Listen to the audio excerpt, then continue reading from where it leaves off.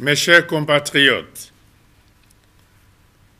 15 août 1960, 15 août 2024, il y a donc 64 ans que nos anciens avaient accompli, avec un sens élevé de la responsabilité, le devoir patriotique, la mission historique de conduire notre pays à l'indépendance. Dans leur contexte, la responsabilité devenait un impératif devant la finalité de léguer aux générations montantes et futures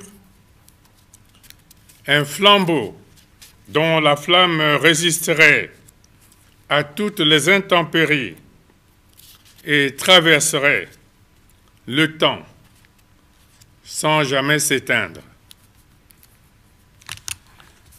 C'est en cela qu'ils ont eu le mérite d'être immortalisés au temple de la reconnaissance infinie de la nation. Le sens de la responsabilité nous interpelle et nous rappelle aussi cette opinion d'Antoine de Saint-Exupéry lorsqu'il dit que être un homme, c'est précisément être responsable. Nous sommes tous responsables de tous. Fin de citation. Cela m'inspire de placer la célébration du 64e anniversaire de l'accession de notre pays à sa souveraineté sous le sceau de la responsabilité. Depuis lors, le relais a été pris par une génération d'aînés qui, au fur et à mesure qu'ils se sont succédés, ont assumé ou assument leurs responsabilités dans la construction de notre pays sur fond d'une ambition patriotique. Léguer aux générations montantes et futures un Congo en paix, un Congo attractif, c'est-à-dire un Congo où il fait bon vivre, un Congo parfaitement visible dans un environnement international souvent instable. L'œuvre est passionnante et exaltante, même si elle est faite de haut et de bas.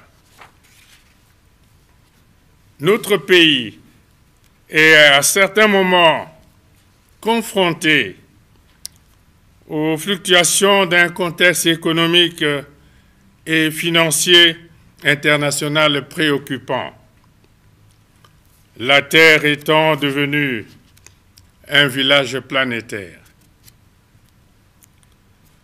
Pour permettre à notre pays de résister au choc de l'économie mondiale, nous sommes parfois amenés à faire des réformes douloureuses et aussi à prendre des mesures dont les résultats positifs ne sont pas toujours immédiats. Mais celles-ci permettront aux générations montantes et futures de profiter des retombées de l'action des aînés. Mes chers compatriotes, l'on ne peut aller au développement sans infrastructure.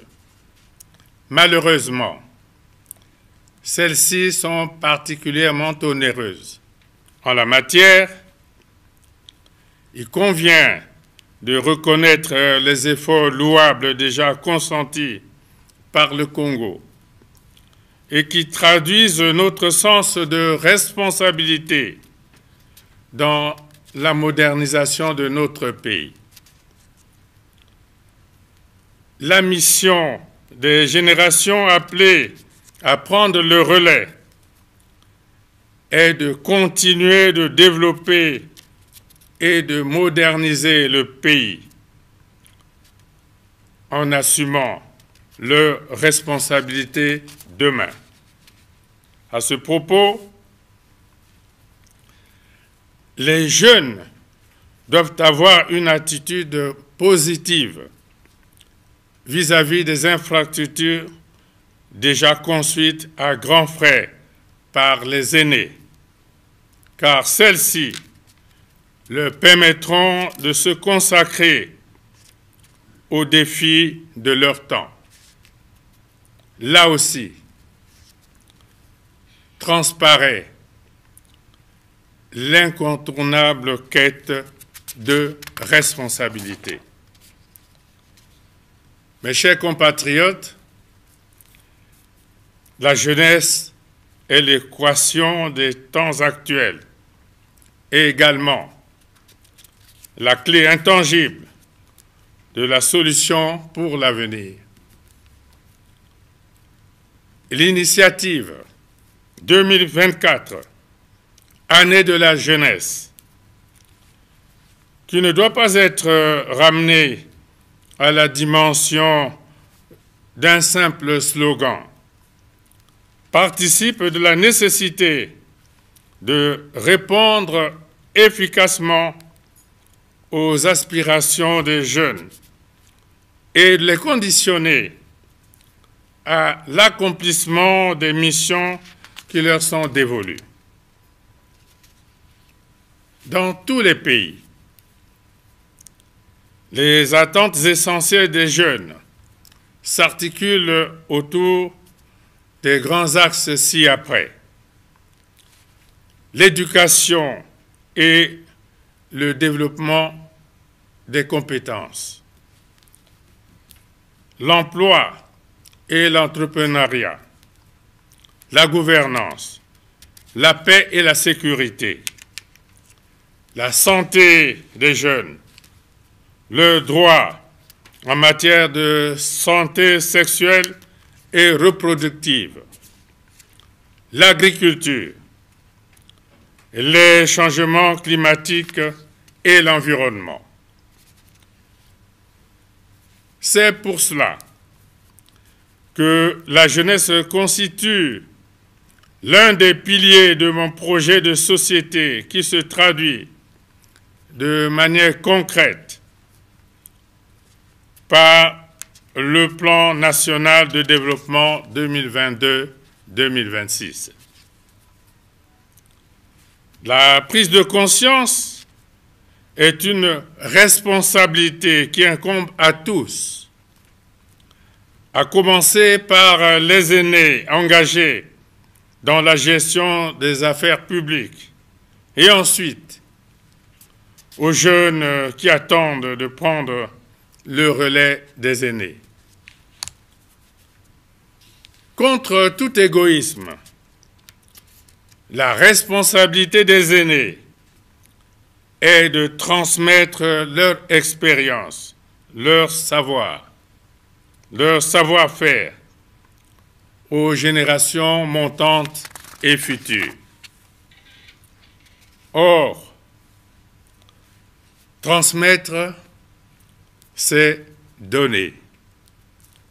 Une dimension de la générosité, vertu qui relève de l'amour. Pour donner, il faut aimer.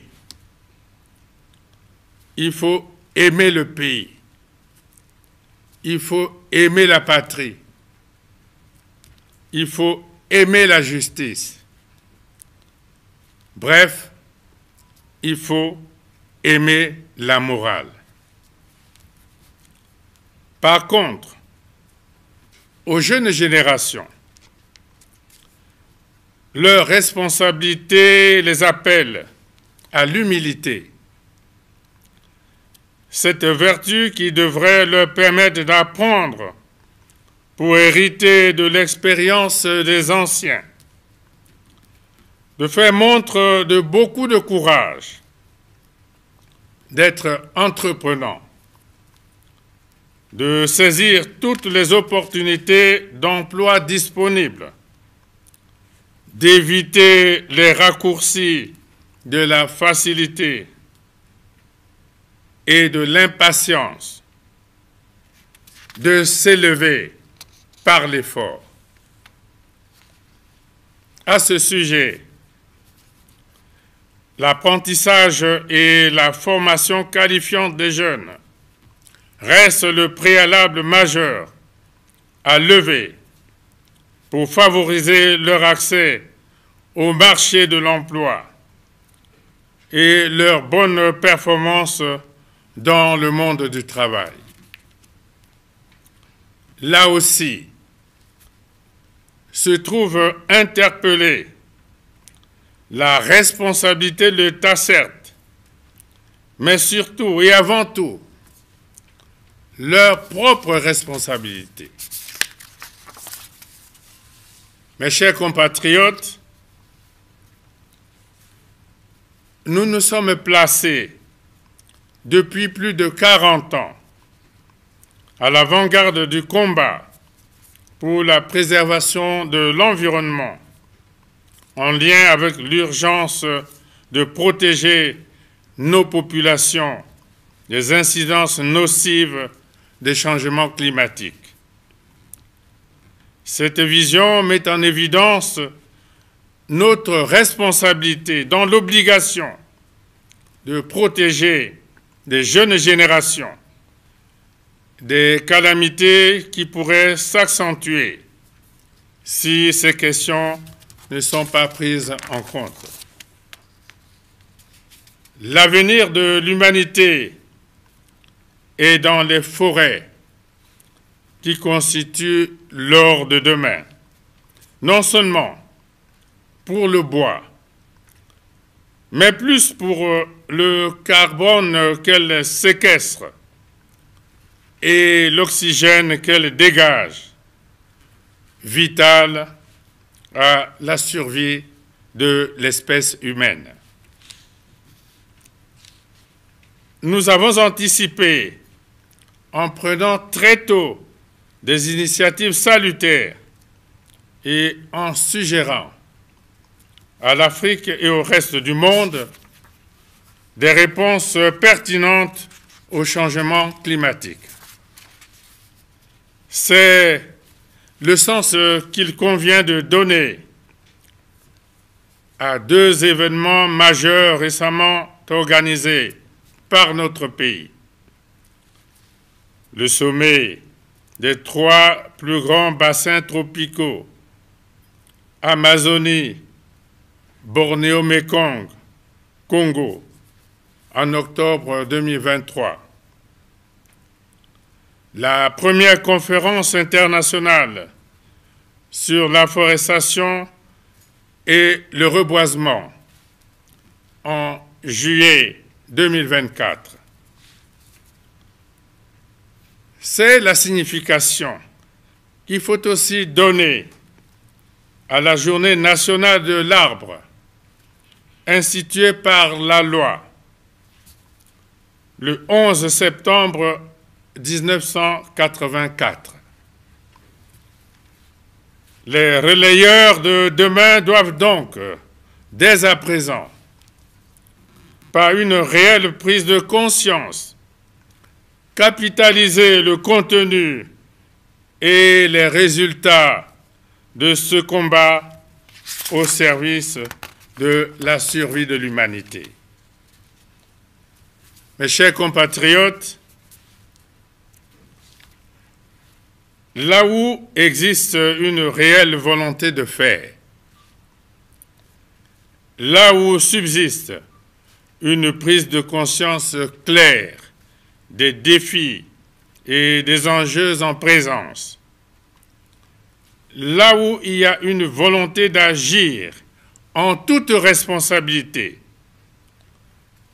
trône toujours un espoir de réussite.